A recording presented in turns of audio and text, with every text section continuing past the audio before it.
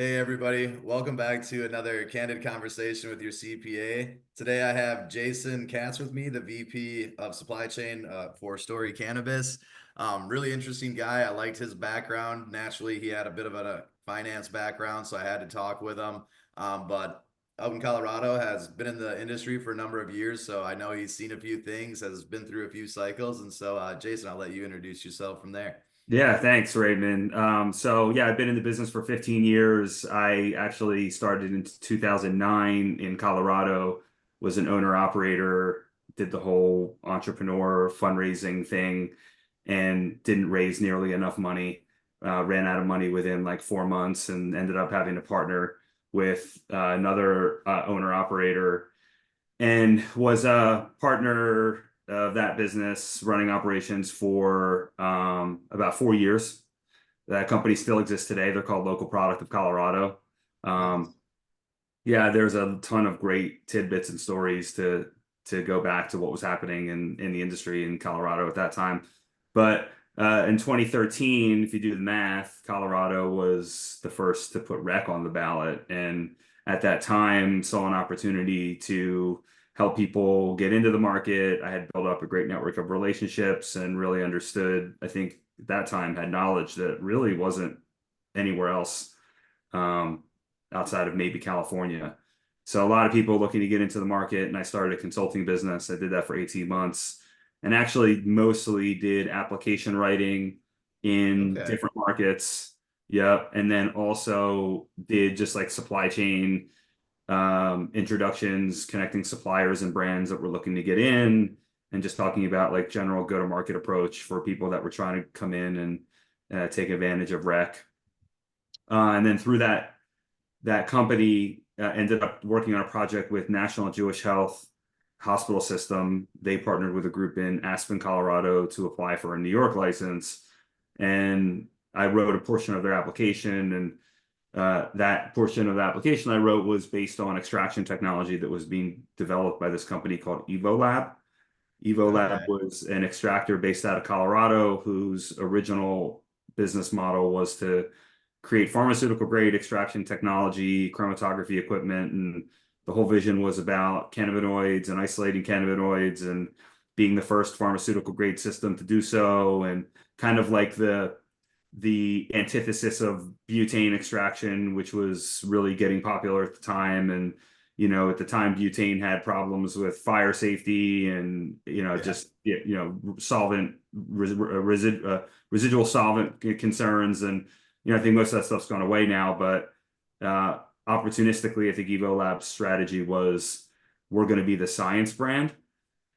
So Okay. that was kind of the original approach. And we spent like $1 million on pharmaceutical equipment that was developed in France, and it looked really nice. But when we got it, there were just a bunch of problems and challenges, and we were never really able to get it to do what we needed it to do. And also, we didn't really have the time. I think there was probably some R&D that could have been done to dial it in, but we needed to generate revenue, so we quickly pivoted to being a product manufacturer. And over the course of 3 years, where I was the VP of Sales and Marketing, we became the number one brand in the state. We won a lot of awards. We launched 4 different brands, I think like 50 different SKUs. And I think great product, great marketing were directly attributed to our success, but also our ability to scale operations was a huge reason, I think, for our success as well. And ultimately, a combination of all those factors is what led us to selling the company, which we did in, geez, I mean, that would have been, I guess, like 2018-ish. Okay. Yeah. And what would you say? What was the secret sauce that allowed you guys to scale that company? Kind of see what you were trying to do, make the pivot, and then successfully exit it. I feel like that's everybody wants Yeah. that. So I would say the kind of key factors to our success were product quality was number one. And we were a very mission-driven organization. We weren't chasing margin or revenue targets, right? I mean, obviously we had goals, but every day we knew what our mission was, and it was to have the best, purest, highest grade quality products with no solvents, using pharmaceutical grade extraction technology. That was a common phrase that we use in all of our marketing collateral because we were the first, whether it actually was a pharmaceutical type of system in terms of the product. Like we actually did make a pharmaceutical grade extraction system. It was CO2. And we very much led this narrative that this was the best way to extract cannabis, that it was the healthiest way, it was the most targeted way, right, to maximize the full plant capture of terpene profiles and cannabinoids and entourage effect. And we very much led the telling of that story, and we delivered the products to back it up. So we were really strong on product R&D, and including hardware. Like we were like very, very strict on the user experience and the packaging and the oil. We were very strict on no solvents, on product consistency and quality of experience, THC percentage. And like this is all stuff that's like relatively standard now, but in 2014, Yeah, I know. That's why I'm like, man, I wish there's some secret sauce, Jason, but it's just like the fundamentals. But it yeah, I is. mean, in 2014, like you got to look at our competition at the time was like O-Pen, and Yeah. O-Pen was the number one pen in the state, and O-Pen, just because they were the first vape device to market, the e-cig vape device, I mean, they were doing huge numbers for like 2 years. Now, if you Hmm. look at the product that they launched, it was plastic hardware. Yep. Um, it was raw, like Rick Simpson style oil. It was cut with propylene glycol, right? So like I don't even know if that stuff's legal at all anymore. But Mhm. it was cut with cutting agents and really like bottom of the barrel quality type of vape stuff. But at the time, the idea that I could have a vape pen that I could like jump on an airplane and go home for Christmas and then like hit it like was like ridiculous, right? I was like, Yeah, that's so they're crushing it. insane. And then that's why I brought it up. It's like I just to paint the picture for the audience, like 10, 15 years ago, like it was a different game in cannabis where like stuff that you're talking about, Jason, which are now becoming very standard, best practices. And that's what you need to do. You need to be at that level to even compete. Whereas, back in the day, those were almost revolutionary of storytelling with a product that's consistent and the packaging is a little bit more thoughtful. So no, that's really interesting. So Evo Lab, what happens after Evo Lab is you're growing that to the exit. What happens after Yeah, that? and I do want to add that to the point of scale with Evo Lab, we did implement an MRP called Fishbowl. Some of your listeners might have heard of it. And then we integrated it with Salesforce and QuickBooks. So we built an integrated tech stack. I call it like in my career, like V1.0 integrated tech stack. But we had a couple of things that I still have yet to see big MSOs be able to accomplish. We had auto creation of production orders. So when the production team walked into the lab, they opened their computer and they knew what they were making, and that was based on inventory and demand. We had, materials replenishment and purchase orders going out to our material suppliers, again, based on demand and production requirements. We had integrated inventory and sales order placement capability on our phones via Salesforce in the field. So we were able to pull up inventory and drop orders and show accounts their sales trends and show accounts their payment status and open invoices. And like this was like cutting edge in 2016 in Colorado to have like this type of data and capability. And how did you learn to build it out? Was it just piece by piece by piece? Did you bring in a key player that kind of had a little bit of experience with Salesforce and how to like put this all together? Like, where did you get the knowledge to do it? Yeah, that's a great question. I still don't totally know the answer. I think I'm someone who figures things out, and I actually did get an information systems degree in college, which I never really used up until this point. And then all of a sudden, we did hire a Salesforce consultant, and all of a sudden, I'm having conversations with the Salesforce consultant, and all of a sudden, I'm like remembering like how Yeah, data so you're just tables like work. back in college. You're like, actually, I know the language he's speaking. I just this pumps me up because I like looking back at the dots, and this is like kind of the essence of this podcast. Is like you have no idea where these random things connect, and now you're in the cannabis industry. But back in the day, all right, you took an information systems degree, so when you're talking to the Salesforce consultant, you're smarter than the average bear, which is sweet. Okay, So you're building that out. How big of a sales team did you get? And then what was it like training the sales team on all this stuff, Jason? 'Cause it's one thing for you to know it, but then you had to transfer it to your team and kind of make sure they're following the process. So how did that go? Yeah, we had 6 reps. I think we had probably another 3 brand ambassadors. I think one of the reps was an inside sales rep, maybe 5 territories spread out across the state. Colorado was a tough state because of the mountain region, which is like getting 100 miles in the mountain region is like 500 miles anywhere else because there's no direct highways and you have to go over giant mountain passes and deal with like 10 feet of snow dropping kind of thing.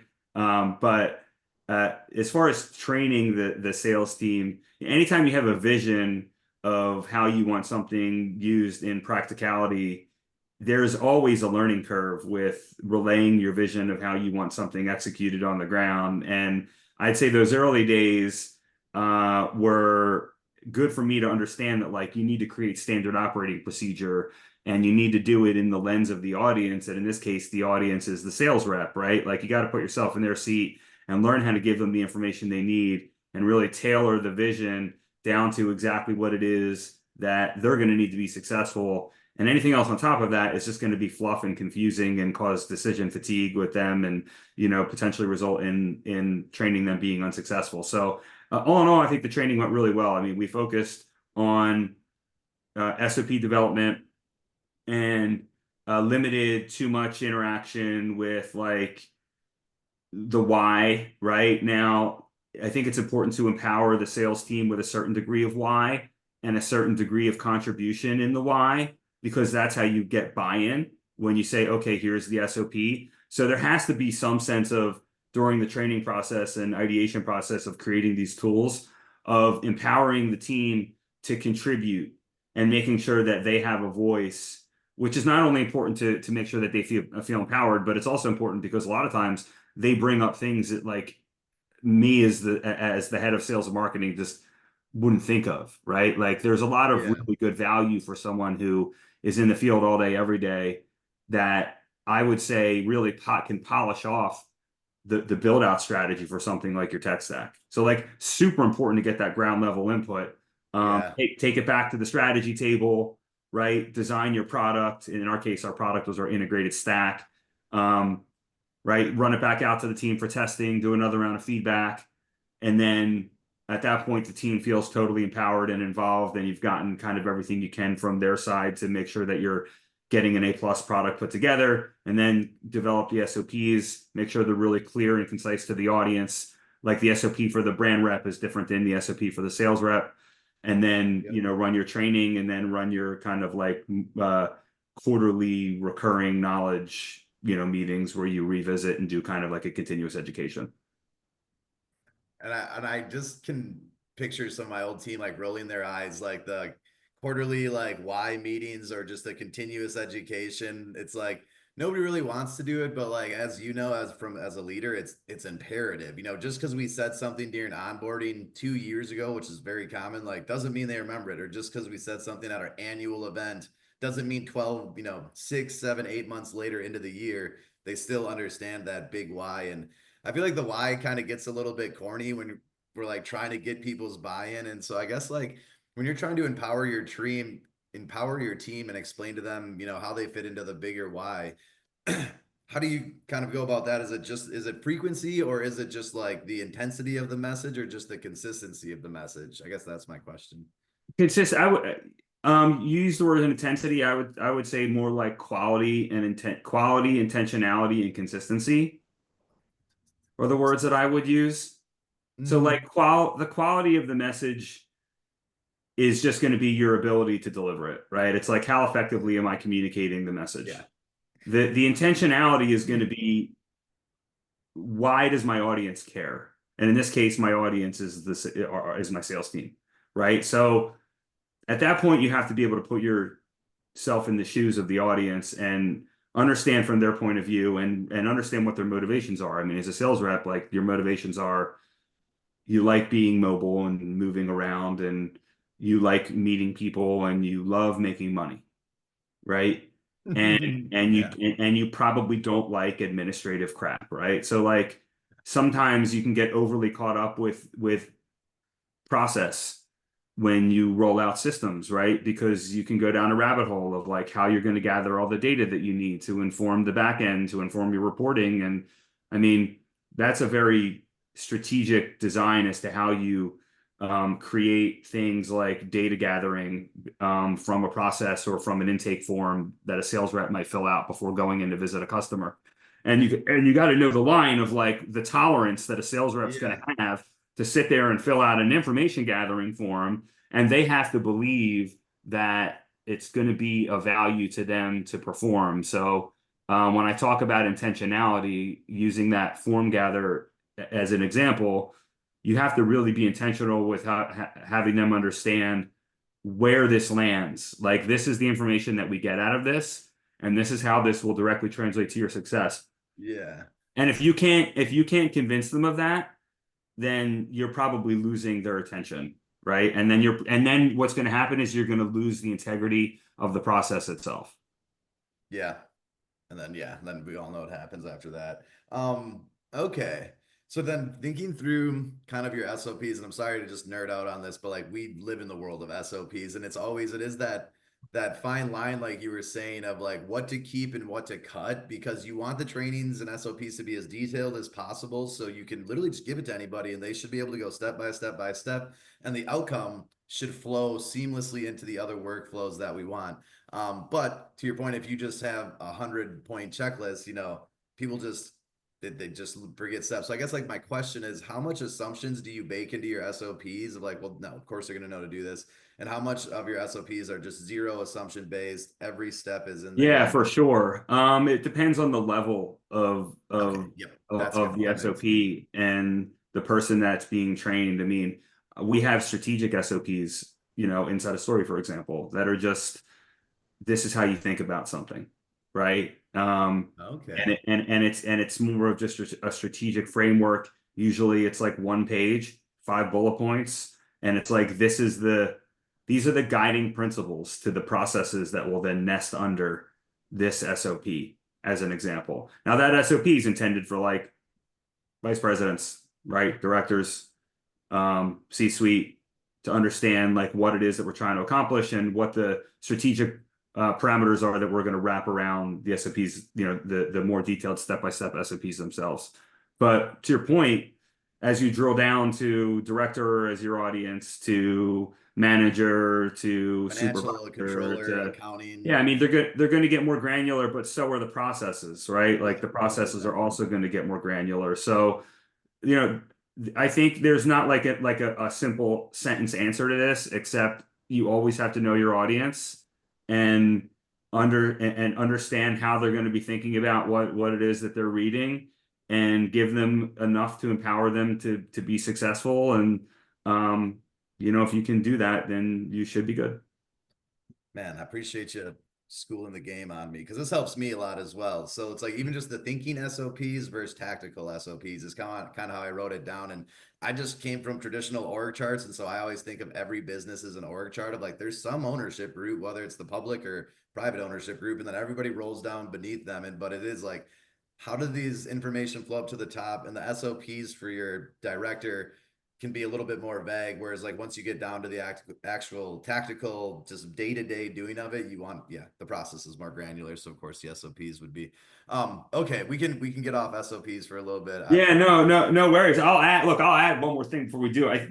There's the trap with SOPs is, as you write it, you realize you need more SOPs, right? Yep. And as you write it, you're like, well, you just start going down and explaining something else, right? And then you end up with an SOP that's 500 pages long, when really that 500-page SOP should be 100 different SOPs. And I think the best way to parse that out is to always come back to like, who is my audience? Who is my audience? Who is my audience? Right? And like, you have to think about them sitting there opening up a document and reading it.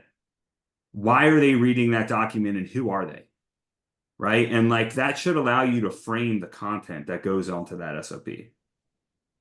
No, 100, and the who are they is real, and we don't want to stereotype anybody or make generalizations, but yes, our accounting team is going to be slightly different than my marketing and sales team Sure. or advertising. in general. And so writing it to that audience, and I would say even within finance, like accountants are fairly different than like forward-looking finance professionals or FP&A, financial analysts. It's like the accountants, it's the historical accounting as the business transactions happen, they account for them.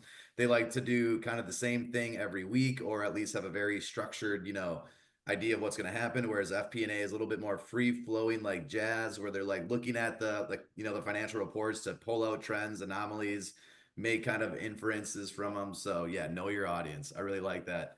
Um, just kind of continue to talk through your experiences, and we'll save some of the funny stories from just early days at the end, just because like I had friends and family out in Colorado in that same time frame, like 2012 to 2015. And it was just a very interesting time of adult use has been legalized, going through it all. But moving forward from Evo Labs, because I know you had gone through some larger exits, and I think people will learn a lot from just like there's different, everybody knows about the single state operators, the MSOs and the pubcos in name, but there's like they're almost different business models to an extent. But so after Evo Labs, what was your experience kind of moving through your career after that? Yeah, for sure. And if we can find the time to hit on the wacky, crazy stories, let's try Let's to just do do it that. right now because we're Well, still in no, that no, point no. of your career. Some of them are actually take dark turns. So and some of them are funny, and some of them, one of them in particular, ended quite tragically.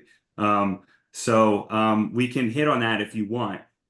It does relate to the environment of cannabis at the time.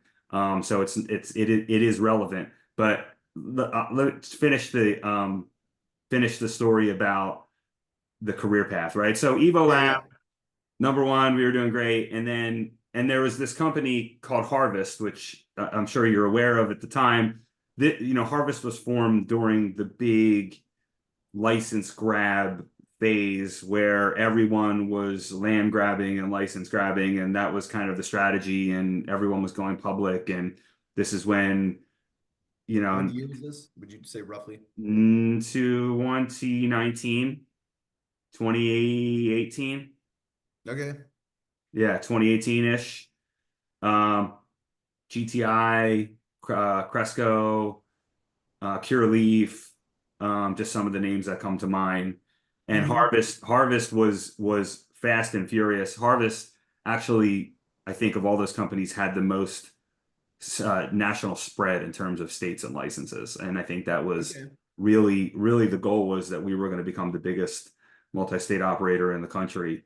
And I mean, we had licenses and facilities just everywhere, right? I think we were in like 17 different states. I mean, it was a lot.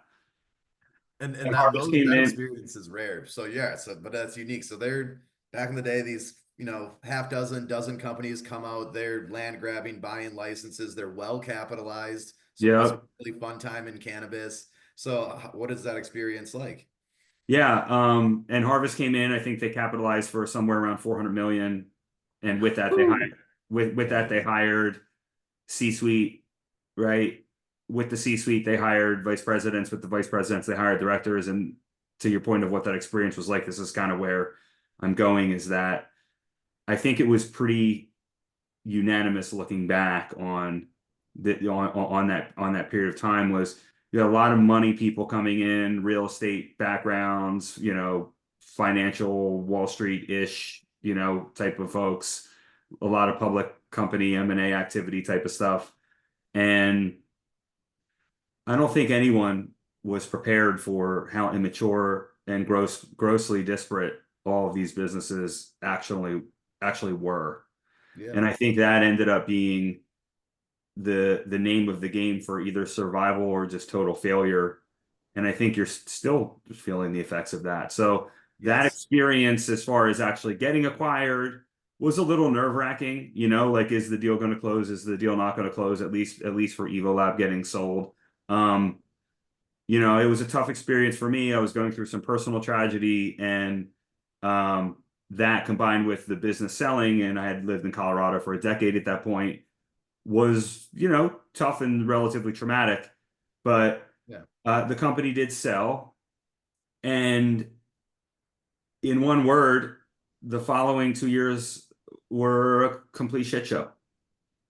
It was just, in every sense of the word, it was a complete shit show. And we had Um, like an executive group in Arizona, then we had a second executive group in California, and they weren't necessarily always aligned and working on things. So the company was kind of moving in two different directions, Mhm. um, and then you had what I think was a common symptom in a lot of these types of organizations that were going through this was just that there was just a total lack of understanding operationally, like what it took to actually run any of these facilities. And I would say that that idea existed for cultivation, manufacturing, regulation, and retail, and even just knowing the customer, right? Like all of this stuff was being viewed as just an asset portfolio, right? It's just the Yeah. licenses in the states, and it's just aggregating assets. And right? That's the game that everyone was playing. And it was like no one was thinking about like I'm gonna have to be a good operator. And like in all fairness to all these folks, like I think if you went back and talked to them, they would all be like, yeah, like that was our strategy. Like we weren't betting on having to be great operators. We were betting on assets and consolidation and change in regulation and maybe change in national regulation and selling to big pharma, and that was the play, right? Yeah. Build to sell. Yeah, but obviously that didn't happen. So what you ended up with was really, these large organizations with a bunch of companies, and I say companies because it's literally what they were, down to retail stores and manufacturing licenses and cultivation licenses, all in many cases being their own independent company, even within a given state. In some cases, the vertical itself was one company, right? That all depends on how the licensing setup is market to market. But all of these different companies and licenses, totally disparate states of maturity, usually using different computer systems, different processes, um, different data, right? Like I Who always were said, on top of the data? What about the people? Like, because they were buying licenses and real estate. Some of them already operating, some of them not. So, what were like the ownership relationships like with all of these different states? Because to your point, they're companies within companies within companies. So even if you put a big circle around it and call it one,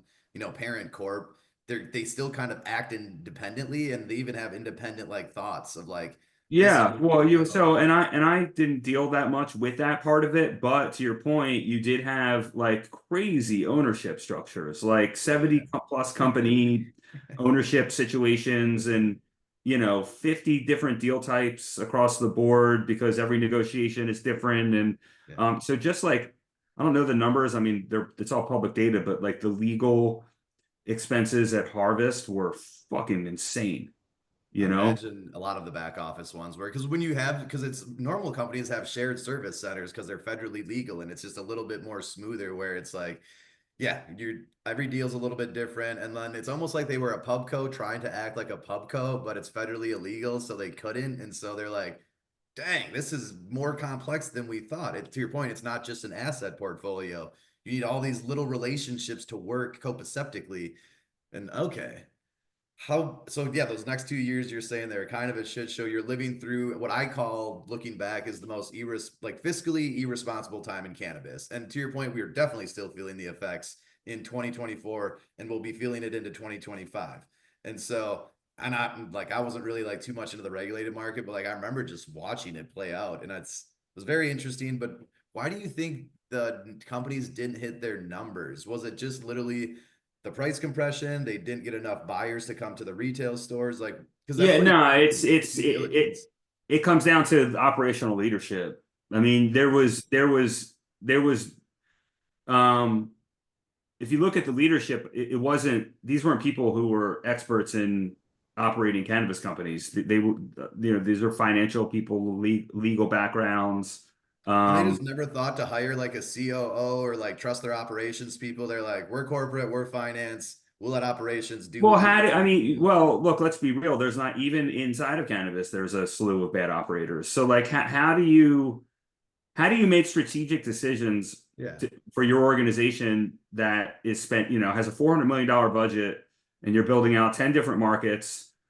How can you be an effective strategic leader, operations leader, right? If you haven't spent a decade inside of these facilities to intimately understand like Now, it would be different if like you were consolidating a bunch of fast food restaurants that all had standard operating procedure and had, you know, at least a capability score of like 3, which means you're proactive, right? Right. And you have standard operating procedure, right? I use this capability metric a lot in cannabis because it's so relevant. The capability metric of cannabis was a 1. A 1 is, you know, completely reactive, right? And totally Okay. unplanned and totally unsystematic, one facility to the next, or even one shift to the next, right? Inside of a dispensary. So without having an intimate knowledge of operations, how are you going to strategically lead through that? And also, if you're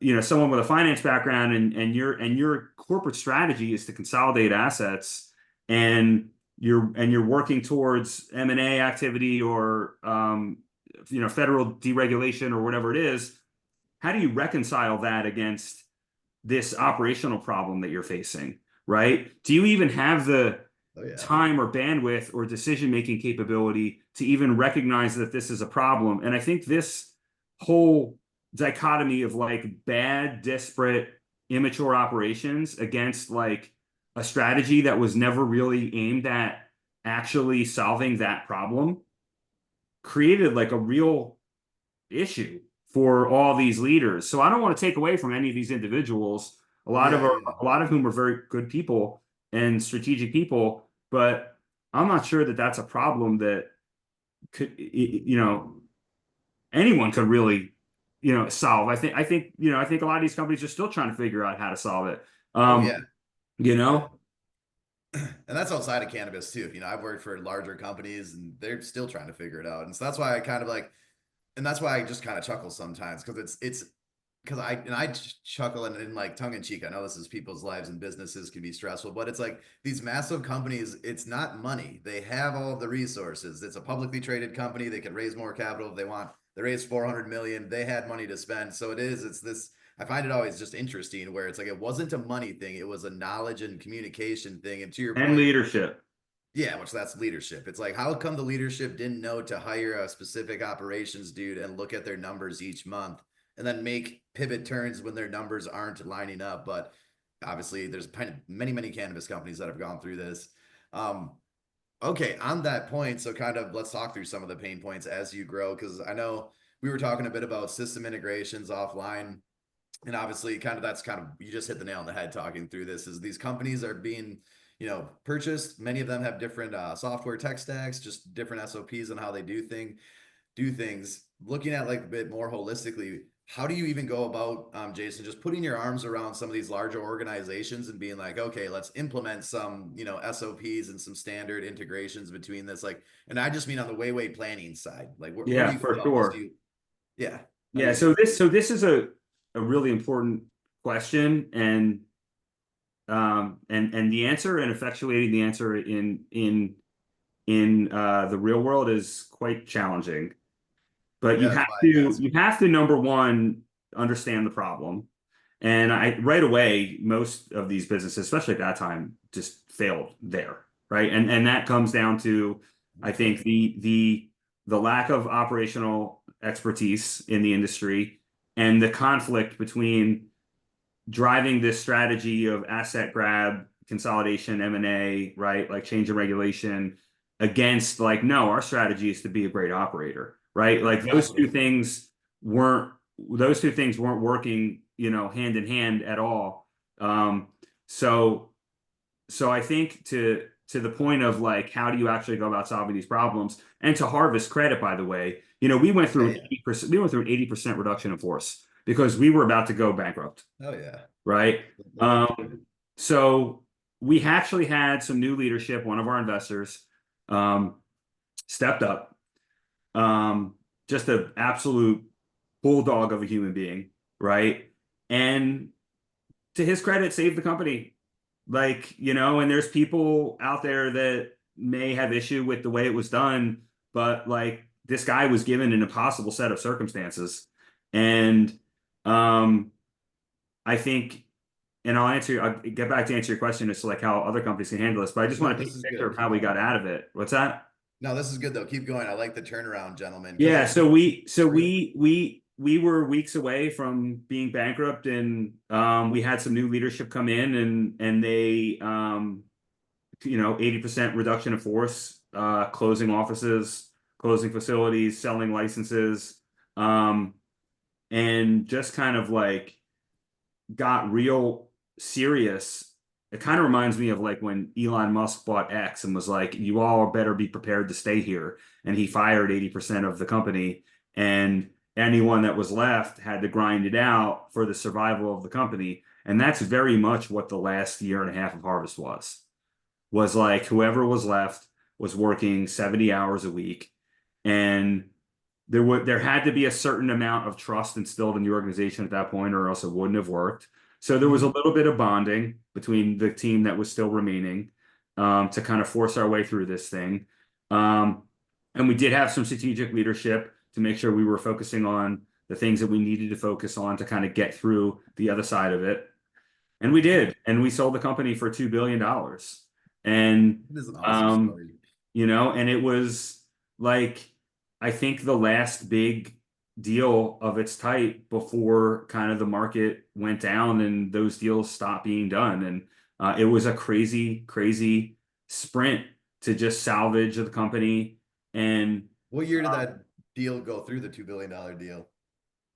so that was the Trulieve deal. When Trulieve bought Harvest, I think that was 2021.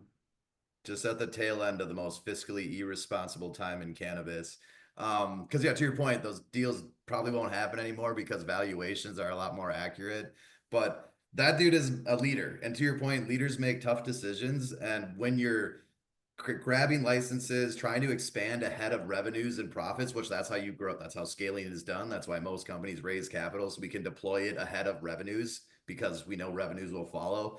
But it's like they made a recipe for disaster where it's like you had the leadership like, no, like this is the plan. We're gonna spend money in advance of revenues and profits to like keep expanding. But then the revenues and profits, not only did they not materialize, like they probably didn't prioritize putting people in there to make the profits materialize, in which case their plan would have worked. But anyways, I don't need to oversimplify things because I know it's very complex, but we're on a podcast, so just for the sake of simple business talk. But man, that's an awesome story going from almost bankrupt to a $2 billion exit.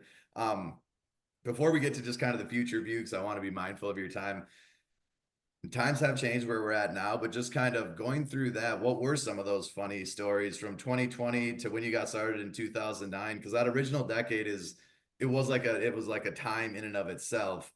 Pre-COVID, I think COVID happened and a few things in cannabis have changed overall, like many things. But what were just like some good, the bad, and the ugly from those first 10 years Oh and what man. didn't I go? mean, the guy that I when I started my first business, this company was called Beazle, which was like the name of a strain. It was like sour diesel crossed with blueberry or something. And this was like 2009. And I met this guy in Philadelphia, not thinking like, oh, he's a felon, like he's growing weed in warehouses in Philly, like maybe that's a flag. And I just got introduced to him, and I knew that I didn't know anything about growing weed, and I was a business guy. And long story short, I moved out to Colorado with him, and within a short period of time, I'd say 6 months, I had a restraining order against him and his girlfriend. And, she had broken into my apartment. And one day I was listening to some music and someone smacking me in the back of the head and stealing my wallet and my keys. And, at the warehouse writing all sorts of like stuff on the walls, like, how like you would think of like an insane asylum, like there's just like words and like, you know, Mm-hmm. this person is a liar and this person is a thief and this person is evil. um and that's kind of dark, like, it's Yeah, yeah, but I nobody think wants to it's look at that. also indicative of where the industry was at the time. When you look at 2009, it was like, who's in the space? It's like Criminals. trust fund babies, entrepreneurs, and criminals. And I would Like, say even the trust fund kids sold drugs, like even the entrepreneurs sold drugs. totally, Let's not sugarcoat it. We were all breaking the law. yeah, Like, 100%. Yeah. like we So, were all trying to get licenses to kind of go legal, and you had to partner with these weird sources of capital that probably shouldn't, but like, or they had the real estate, or they had some license. And so, but anyway, so to your point, it was kind of a dark and unique spot back then. Well, all right, that was your first. kind of jump? How'd you get through that situation, or like what else happened after that? Um, I mean, I have had fires at warehouses. There was one time when the power line caught on fire and then the building caught on fire, and I got the call at 2 o'clock in the morning from our grower, and I had to run over there. And I know anything about growing, and I'm like, well, what do we do? Like, how do we keep these plants alive? And they were like, we need to get them light. Like, there's no light. So we jumped in the car and we ran to Walmart, and I think we probably went to 3 different Walmarts, and we bought every single camping light with batteries that we could get our Hmm. hands on, and we hung them all over the grow house. Now, I seriously doubt this actually did anything, right? Like, I mean, the lumens coming off of a camping light is like probably like nothing, Yeah, but but it's the thoughts that matter and the intentions that matter. I like that. but I mean, we spent like we had to find like every 24-hour Walmart within like 100-mile radius, and like we just drove all around and bought up every single light we could get our hands on, and then went back to the grow and set these things up. And then of course the power was on like within a day, but that was definitely a crazy night for sure. What was some of the unique, like, not and that I don't know, kind of. We'll save that question for a later time. But kind of just as you started to go transition from that kind of business to getting kind of just the original raising capital back in the day, I feel like that's an interesting question because myself, I'm guilty of it as well, where I feel like everybody thinks it was so much easier, but it's like, nah, it's not like it was just that easy. Like, yes, there was interest for sure, but what was your experience raising capital for your original one? And then I guess just in 2015 and 2018, Yeah, like, yeah, yeah, how have you yeah. seen that change? So in 2014, or when I first went out to Colorado, 2009, I raised like 160 grand, right? And I thought that was going to be enough. And in all actuality, I had no idea what I was doing. But what I did do was wrote a quote unquote business plan, and I just made it as like informative as humanly possible and as convincing as humanly possible, without actually knowing how to write a business plan. And it ended up becoming like this 1,000-page document, right? That like just looked like a lot of work went into it, you know? Hmm. And then I was a really good salesperson. I was in financial services for almost 7 years, and Yeah, all I was I gonna all say. I did was sell up until that point. So I went out and I said, "Hey, I have a business plan, and marijuana is the next big thing. It's the big green rush, and you really need to get in. And here's my business plan." And I raised friends and family, like I said, about $160,000. But I ran out of all that within 6 months of getting to Denver because I didn't understand at all that when you build out a facility to code, you're going to have to do things a certain way. It's not just like you buy the hammer and the nail. Like I had no idea what I was doing, right? I had no construction experience. I had no idea that like this was going to take like 9 months to get engineering permits and Respect. electrical Yeah. permit, like just no clue about any of this. So by the time I actually got a permit, I was out of money. I completely ran out just in paying the engineers to draw up the plans and the rent to get everything approved. The positive side to that was that I think I had one of the first three warehouses in Denver proper that actually had a seal on it of approval for marijuana cultivation. Like this was a new use license, right? Like Yes. it didn't Yep. exist. So you can imagine at the time the requirements for like the nail that you need to use and the wood that you need to use was like the most expensive nail and the most expensive piece of wood, right? Oh Like yeah. everything had to be like because everyone was being super conservative, right? So like getting through that process and all the revisions took all this time and money, but it gave me a story because I ended up having to merge with an existing owner operator to your point of raising money. I'm getting into that now. Yeah, yeah. Um, just to backtrack slightly, within a week of me getting to Colorado, I learned that House Bill 1284, which is the Colorado system for vertical integration, the cultivation, manufacturing, distribution of medical marijuana, was going to pass. And this law required cultivators and dispensaries to be wholly owned by the same entity, right? Vertical integration. It was part of the Okay. reg.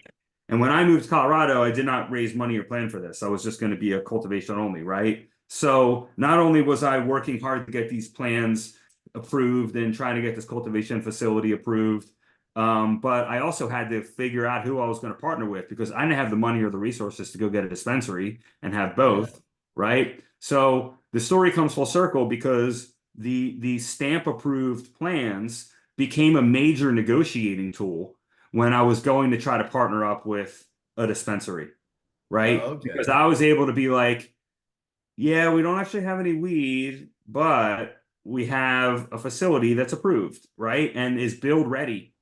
And that was a big deal, right? Because a lot of these dispensaries were talking to people who were going to be their cultivation partners that had weed, but were not build ready. And actually were going to have to tear their place down and or modify their grow along the way. And there was a lot of risk associated with that. So it was actually attractive to some of these Mhm. dispensary owners that we had that. And that kind of actually, ironically, even though we ran out of money, was one of the things that saved us, Yeah, I was gonna say you that's know? what it made it launch actually, because otherwise you'd have just been trying to figure it out by yourself with an ex, like probably not the best person. Because it kind of comes full circle too of like the cost of compliance when you have somebody who's new to cannabis with a legacy to legit operator. The legacy, like they want to build out their grow facility the way they've always built out their grow facility. They're like, I don't need For this sure. screw type. I don't need this specific review. And then it's like, no, like so those rooms that you used to build for this price are now this price. Yeah, And for sure. and everybody had to start with these types of cultivator type cannabis professionals of like, how much is this going to cost? And they're like, well, this is how much it costs, not factoring in Yeah, taxes, yeah, yeah. cost of compliance, actual real laborers that have insurance and not just their cousin Larry doing their HVAC and electricity. Anyways, I digress. Those were really fun times though. Like to your point, a little bit of ugly, a little bit of tragic, but overall it was just an interesting time in the cannabis industry. And we're all still making mistakes. We made some mistakes back then, but we're all moving forward and learning. And that's why staying in the game is half the battle. So just kudos to you on your kind of really long time in the game. On that point, kind of looking forward, what are you excited for 2025? What are you going to be up to in 2025? Tell us a little bit Yeah, about no, it. for sure. So the a couple of the guys that founded Harvest moved on and founded a company called Story. And a few of us from Harvest made our way to Story. There's a decent group of us. And I was part of that group. So I've been with Story since Harvest sold.